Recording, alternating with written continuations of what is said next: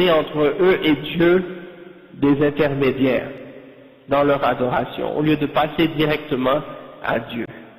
Soit ils ont pris des anges, soit ils ont pris des saints, soit ils ont pris des djinns, soit ils ont pris des lois, comme ils les appellent les lois. En réalité, les lois, c'est les djinns. Hein. Soit ils ont pris des objets, des roches, des pierres, des statues, ou d'autres choses. Ils leur demandent de les rapprocher de Dieu, ou de les guérir d'une maladie, ou etc. Toutes sortes de choses de ce genre.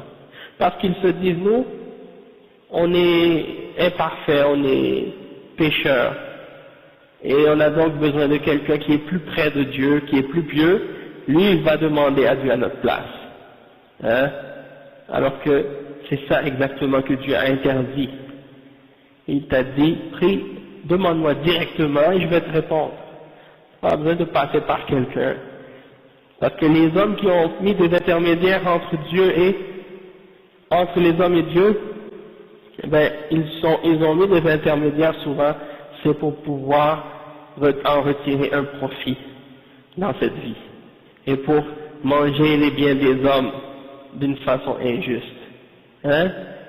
Parce qu'il dit, si tu veux aller par Dieu, tu dois passer par moi, et si tu passes par moi, tu dois me payer ou tu dois me donner quelque chose, sinon tu ne vas pas à Dieu. Donc c'est comme si c'est eux qui détiennent la porte ou la clé pour amener les hommes vers Dieu.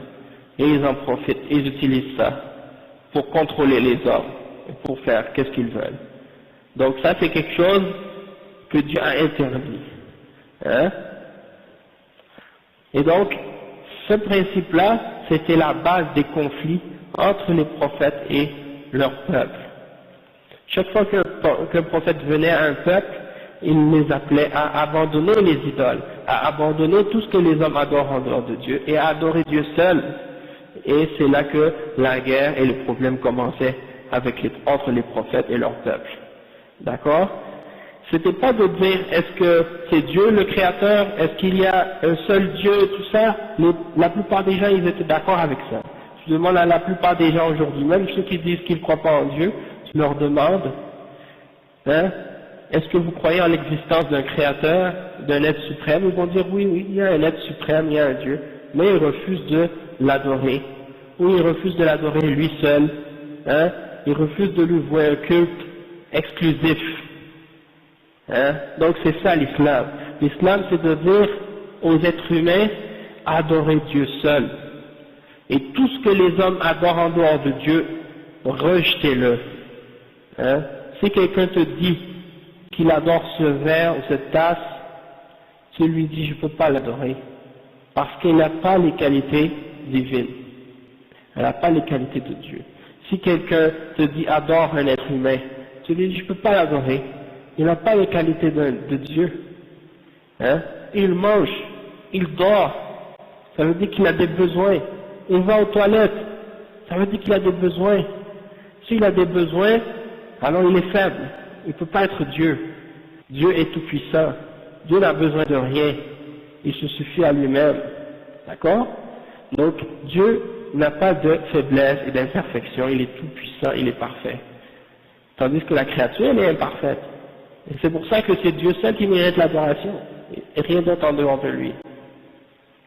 Et il y a un autre aspect donc aussi qui est important de comprendre, c'est que quand on dit qu'on croit en Dieu, eh bien il faut savoir c'est qui ce Dieu-là, comment on le décrit, comment on parle de lui. Hein? Et donc Dieu nous demande de croire en lui et de le décrire tel qu'il s'est décrit lui-même, et tel qu'il a parlé de lui-même. Et non pas de parler de Dieu comme bon nous semble, ou selon notre imagination, ou selon ce qu'on ressent. Non, on parle de Dieu selon la révélation de Dieu, selon ce qu'il nous a fait connaître de lui-même. D'accord? Et c'est ça l'islam. Donc, qu'est-ce qui est dangereux dans la question comment on croit en Dieu, comment on conçoit Dieu? C'est de mélanger entre Dieu et la créature, entre le créateur et la créature. Et ça, si on ne fait pas la distinction entre le créateur et la créature, c'est là qu'on tombe dans l'idolâtrie facilement. Et c'est ça ce qui est arrivé souvent à travers l'histoire, à travers les êtres humains. Par exemple, ils ont donné à Dieu des qualités des êtres humains ou des créatures. Et ils ont donné aux créatures des qualités de Dieu. Et donc les gens ont mélangé entre le créateur et la créature et ils ont commencé à faire de l'idolâtrie. Hein? Comme quand par exemple les chrétiens attribuent à Jésus des qualités divines. Ils croient qu'il peut pardonner les péchés. Et ils croient qu'il va juger les hommes au jugement dernier. Ou ils croient qu'il a des connaissances de l'infini, des choses de ce genre. Et ça, c'est d'attribuer à un homme des qualités divines. Alors que même si tu lis, parfois même tu lis dans la Bible, tu regardes qu'est-ce que Jésus dit, ou qu'est-ce qui est attribué à Jésus, et tu vois que lui-même il nie ces choses-là. Un homme est venu voir Jésus et lui a dit, bon maître, que dois-je faire pour avoir la vie éternelle? Et Jésus a répondu, ne m'appelle pas bon, seulement Dieu est bon. Ça veut dire, il nie, il dit, je ne suis pas Dieu. Fais pas le mélange. Essaie pas de m'associer ou de me relier à Dieu pour faire croire aux gens ou penser que moi et Dieu on est la même chose. Non, Dieu est bon. Mais ne dis pas que je suis bon, c'est Dieu qui est bon. Hein? Pour faire comprendre qu'il y a une différence entre lui. Il n'est pas Dieu. Et un autre exemple, quelqu'un est venu lui demander quand est-ce que l'heure du jugement dernier va arriver? Quand viendra l'heure? Eh bien, il a répondu, il a dit, nul ne sait l'heure, ni les anges dans le ciel, ni le Fils. Hein? Ça veut dire, seul Dieu connaît l'heure. Donc, si, selon la croyance des chrétiens, le Père et le Fils et le Saint-Esprit sont trois et qu'ils forment une seule personne, comment un d'entre eux peut savoir quelque chose et les autres l'ignorent? Ça veut dire qu'ils ne sont pas la même personne. Il y en a un qui sait plus que les autres. Et s'il y en a un qui sait plus que les autres, ça veut dire qu'ils ne sont pas la même personne. Dieu, c'est Dieu, le Créateur, le Maître, celui que les chrétiens appellent le Père, soi-disant, eh ben, c'est lui qui est le vrai Dieu, en fait. Tandis que Jésus, c'est un être humain créé par Dieu, qui est venu sur la terre avec le message, qu'il est venu enseigner aux hommes. Mais c'était pas Dieu lui-même. Il est né dans le ventre d'une femme, il a grandi, il mange, il dort, il va aux toilettes comme tout le monde, hein? Donc c'est un être humain, c'est pas un être qui est divin. Et aussi, il y a le fait que, par exemple, parfois le fait qu'il soit né d'une naissance miraculeuse, c'est-à-dire Jésus n'avait pas de père, hein? Il avait seulement une mère.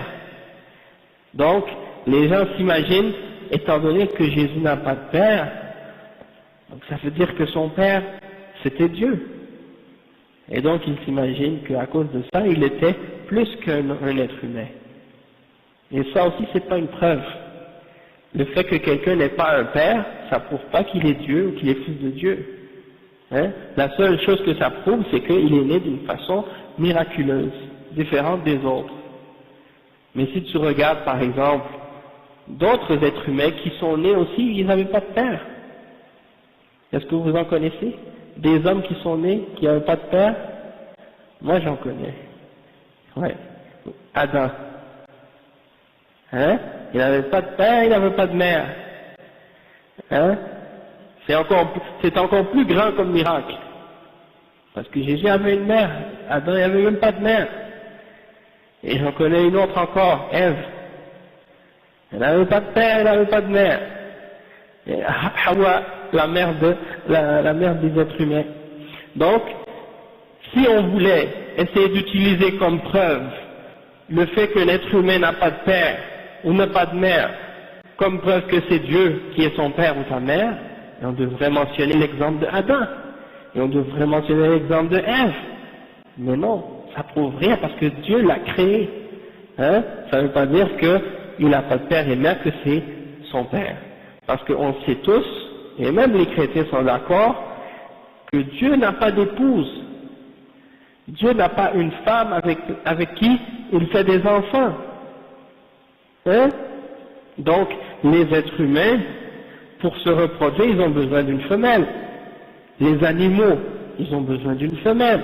peu importe que ce soit un éléphant, ou une chèvre, ou un chien, ou une vache, ça c'est humain, c'est animal de se reproduire de cette façon. Mais c'est pas une façon que Dieu utilise. Hein? Dieu n'a pas besoin d'enfants, n'a pas besoin de femmes, n'a pas besoin de rien. C'est l'être suprême. Hein? C'est le maître, le créateur de toutes choses. Tout ce qui existe